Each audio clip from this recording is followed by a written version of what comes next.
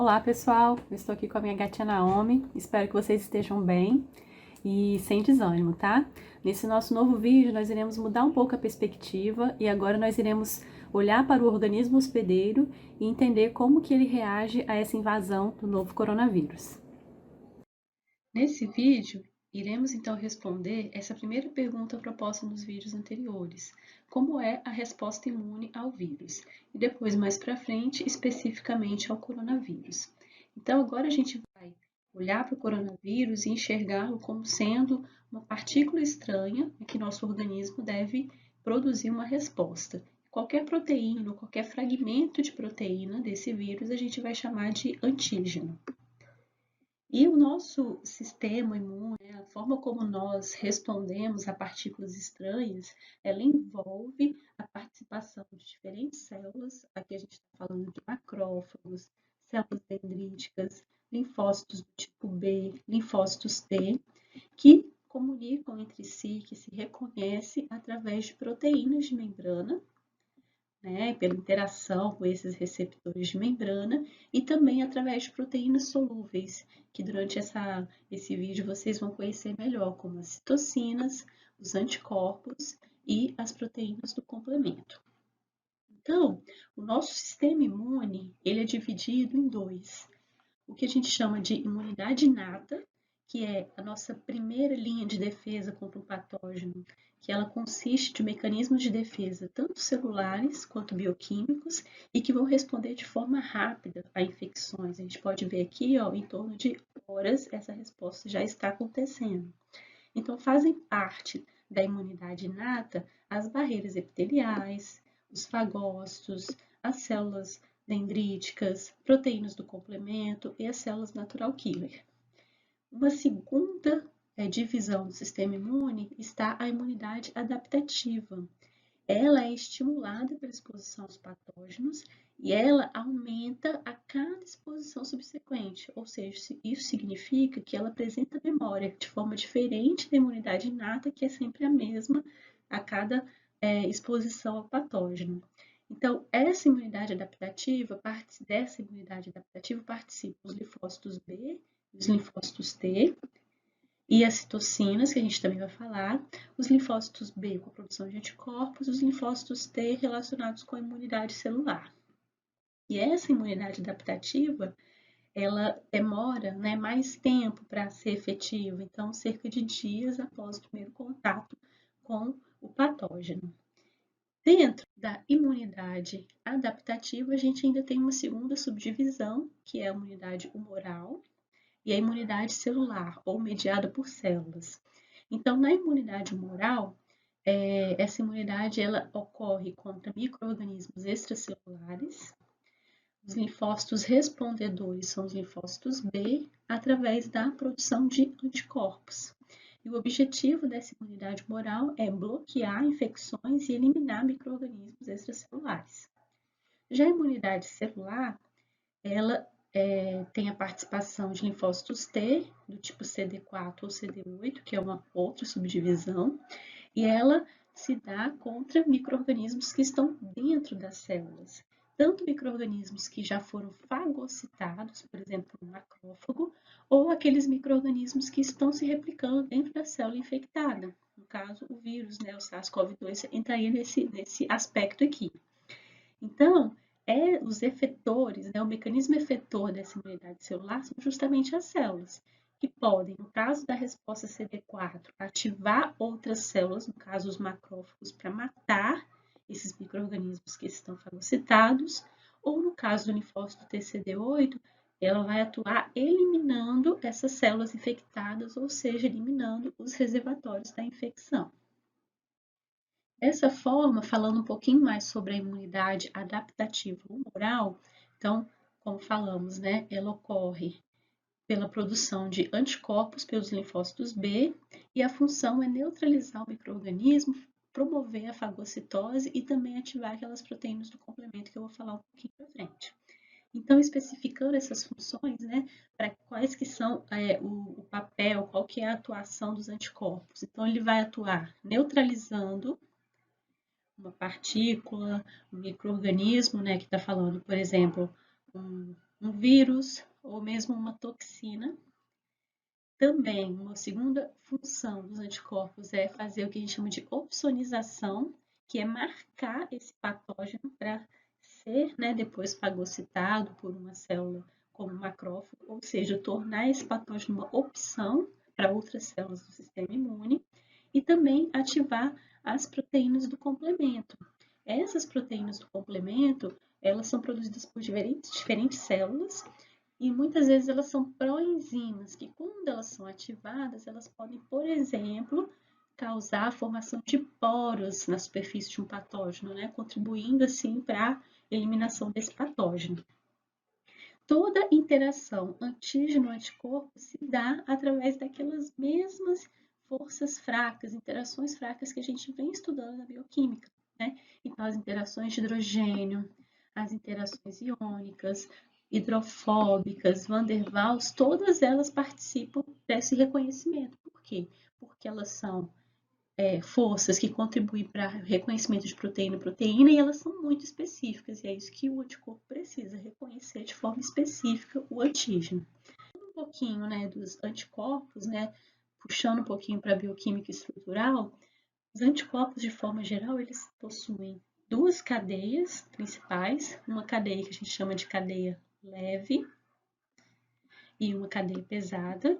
No caso aqui, essas cadeias elas estão sendo agrupadas, elas estão interagindo por meio de ligações de sulfeto, e essas cadeias leve e pesadas, na sua parte variável, na sua parte mais externa, elas têm a região de reconhecimento do antígeno. E esse reconhecimento, como eu falei, é através das interações fracas que a gente já conhece, né? Aqui à direita está só mostrando a estrutura tridimensional de um anticorpo, no caso é IgG, mostrando as estruturas, né, em alfa-hélice, em folhas beta, que a gente já conhece. Então, as células, os linfócitos B, as células B, elas produzem diferentes tipos de anticorpos, que variam em relação à estrutura, à quantidade de cadeias e à função. Exemplo aqui, ó, a IgM é um anticorpo que possui 5 cadeias, né, um pentâmero. E ela é responsável, e ele, né, o anticorpo responsável pela resposta primária, ajuda a fixar proteínas do complemento. O IgG, aqui, que é a estrutura padrão, mais ou menos que eu mostrei para vocês no slide anterior, é o principal anticorpo. Ele está envolvido na neutralização de toxinas, na opsonização. O IgA é secretado no muco, na saliva, nas lágrimas. O IgE é um anticorpo que está relacionado com alergia, com ação antiparasitária, e o IgG também é um receptor de células B. Então, dependendo do tipo de antígeno, do tipo de patógeno, a gente tem respostas diferentes. E também a gente tem respostas diferentes em relação ao tempo em que se teve contato com esse patógeno. Falando agora um pouquinho mais, né, da resposta imune adaptativa agora mediada por células, a gente vai ver a participação dos linfócitos TCD4 e dos linfócitos TCD8, né? Então, os linfócitos TCD8, eles também são chamados de linfócitos T citotóxicos. Eles estão relacionados a reconhecimento, né, de micro-organismos que estão dentro das células, e a função efetora, ou seja, o resultado final da sua ação é a morte da célula infectada. O linfócito T auxiliar, ou CD4, ele vai reconhecer, né, um antígeno que está dentro da célula, mas a ação dele é proporcionar a ativação, o recrutamento de outras células imunes. Então, ele vai finalmente, né, ativar macrófagos, promover a inflamação, recrutando outras células imunes, e ativar a proliferação e diferenciação de outros linfócitos T e também dos linfócitos B para a produção de anticorpos. Então, para que uma resposta imune celular, né, adaptativa mediada por células ocorra, primeiramente esse micro-organismo tem que estar dentro da célula e tem que acontecer um reconhecimento do linfócito T dessa célula que estava com ou está com o antígeno, com o micro-organismo. E isso a gente chama de apresentação de antígeno. Então, uma célula que tem esse antígeno, ela vai apresentar desse antígeno através de um receptor de membrana, para que receptores de membrana das células dos linfócitos T reconheçam essa célula e depois desempenhem as suas funções. E aí a gente tem duas formas, né? Porque isso varia em relação ao linfócito T CD8 e CD4. Então, a gente tem uma via chamada via do MHC classe 1. MHC é o nome que se dá a esse receptor que apresenta o antígeno. Então, quando a gente está falando do MHC classe 1, o micro-organismo está se replicando dentro da célula. Então, por exemplo, o vírus citosólico entraria nessa situação. Então, as proteínas virais que estão no citoplasma da célula infectada, elas são clivadas, pequenos fragmentos dessas proteínas, né, peptídeos, eles vão para o retículo endoplasmático rugoso, se ligam nesse MHC classe 1 e são expostos na superfície da célula. E aí, o linfócito TCD8 reconhece esse MHC classe 1, e aí agora a gente tem o reconhecimento célula a célula para desencadear as funções efetoras do linfócito T citotóxico do tipo CD8. A outra via é o MHC classe 2. Então agora a gente está falando de um micro-organismo que foi endocitado, que foi fagocitado por essa célula. Mas o mecanismo é bastante semelhante, né? Então, pedaços desse vírus, dessas proteínas, elas vão ser apresentados, ou seja, vão se ligar no receptor MHC classe 2, vão ser expostos na célula, e aí o linfócito TCD4 vai reconhecer esse MHC classe 2 e desencadear a sua resposta efetora. Especificamente, dentro das respostas desencadeadas pelos linfócitos TCD4, a gente também tem dois tipos. A resposta que a gente chama de TH1, que é aquela que vai ser mediada por fagocitose contra micro-organismos intracelulares, que é basicamente essa que eu acabei de apresentar para vocês. Então, depois que eu tenho a apresentação de antígenos, o mecanismo efetor do linfócito TCD4 do tipo TH1 vai ser induzir linfócitos TCD8, ativar linfócitos B a produzir anticorpos do tipo IgG e também ativar macrófagos. Então, isso vai levar à morte das células infectadas, à fagocitose e à morte dos micro-organismos que foram opsonizados pelos anticorpos produzidos. Já a resposta do tipo TH2, ela é mediada por eosinófilos e mastócitos e ela se dá principalmente contra alérgenos e eumintos. Então, o processo de apresentação de antígenos ocorre do mesmo jeito, só que as células que vão ser ativadas por esse linfócito TCD4, TH2, vão ser eosinófilos, que vão matar os parasitas, basófilos, que vão regular a permeabilidade vascular, resposta a alérgenos, respostas protetivas, e também vai levar à produção de anticorpos via linfócitos do tipo B, só que agora os anticorpos são principalmente IgM, IgA, IgG e IgE, tá? Que estão relacionados à opsonização e morte desses micro-organismos. E aí, o que eu queria destacar aqui é que, como que o linfócito T CD4, independente de ser TH1 ou TH2, leva esse mecanismo efetor? Como que ele consegue chamar essas células lá para o foco da imunidade? Através da produção de moléculas, isso que eu estou destacando aqui agora, que são chamadas de citocinas. Então, essas siglas aqui, ó, IL-2 é interleucina 2, interferon gama, interleucina 3, fator de necrose tumoral alfa, fator de necrose tumoral beta. E aí, a resposta TH1 e TH2, a gente tem diferenças nos tipos de citocinas, que é claro que a gente não vai entrar em detalhes aqui. Mas, de forma geral, as citocinas são proteínas que são produzidas por diferentes células do sistema imune e que têm a função de recrutar outras células, de ativar outras células. Então, só para vocês terem uma ideia, o tanto de tipos diferentes de citocinas que a gente tem, aqui é só um recorte de uma tabela, e que são produzidas por diferentes células, monócitos, células epiteliais, linfócitos TCD4, linfócitos T natural killer, TH2, TH1, macrófagos, células B, né? E essas citocinas, elas são reconhecidas por receptores de membrana dessas células-alvo e esse reconhecimento vai desencadear respostas sinalizadoras, de sinalização, de ativação, né? Então, a gente não entra em detalhe aqui, mas saiba que quando a gente fala de citocina, a gente está falando de diferentes tipos de moléculas de proteínas que têm função de ativar.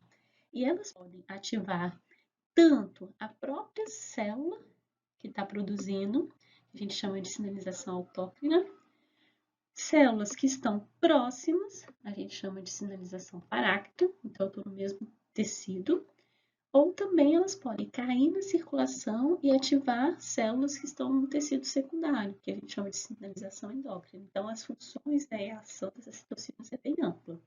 E por que eu estou falando de citocinas? Porque dentro da resposta imune ao SARS-CoV-2, a produção de citocinas tem um papel importante. Então, imagina que agora a gente vai estar falando um pouquinho mais específico do vírus, mas tudo isso que eu falei até o momento está relacionado com uma resposta imune a vírus, certo? Então, à medida que o vírus, daquilo que a gente já viu em outros vírus, né? Ele joga o seu material genético dentro da célula, começa a se replicar e depois produz novas partículas virais e esses vírus são liberados para o meio né, extracelular. Todo esse momento que isso está acontecendo, o nosso organismo ele não está parado, ele está agindo para tentar conter essa infecção viral.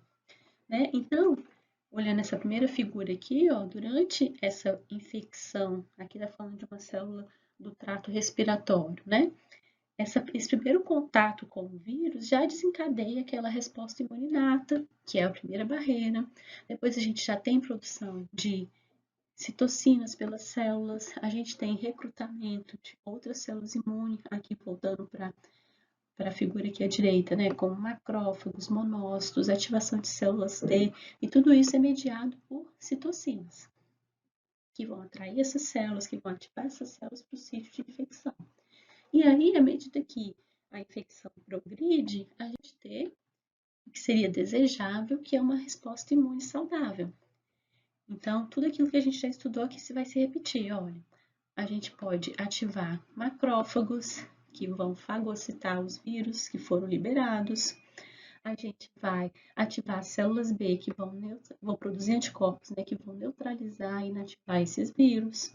A gente vai ativar linfócitos TCD8, que vão matar essas células, né, infectadas, eliminando essas células infectadas.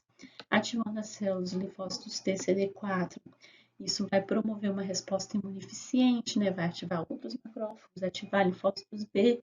Então, quando essa resposta imune é saudável, as células infectadas elas são rapidamente eliminadas, o vírus é inativado por anticorpos circulantes e a inflamação, né, e o dano aos pulmões são mínimos, que é o indesejado. No entanto, a COVID-19 ela apresenta uma característica assim mais peculiar, porque tanto em pacientes com comorbidades e outros pacientes que não tinham nem qualquer patologia prévia, eles pioram de forma rápida, aproximadamente no 8º dia de infecção. E o que se notou é que o vírus, não é que o sistema imune do paciente está fraco, não consegue responder. Na verdade, é o contrário. O vírus, né, desencadeia uma resposta imune exagerada a esse vírus. E isso acaba danificando os órgãos que o sistema imune deveria proteger. Então, ocorre o que a gente chama de uma tempestade de citocinas. É muita produção de citocina, muita ativação do sistema imune e que isso acaba prejudicando o próprio organismo. Então, ocorre infiltração excessiva de macrófagos e células T, ou seja, muitas dessas células vão para o tecido que está infectado. Ocorre esse excesso sistêmico de citocinas, né? Porque as citocinas elas são liberadas na circulação e podem atingir outros tecidos, então isso ocorre de forma exagerada, e a gente chama isso de tempestade de citocinas, e isso vai causar dano a todos os tecidos, edema pulmonar, pneumonia, inflamação espalhada e danos a outros órgãos. Então, a gente vai ver dano aos rins, dano cardíaco. Tudo isso está relacionado a essa resposta imune exacerbada. E isso é assunto para o nosso próximo vídeo, em que a gente vai falar como essa resposta imune exagerada está relacionada aos sintomas e à gravidade da Covid-19. Então, estão aqui as referências que eu usei e aguardo vocês no próximo vídeo.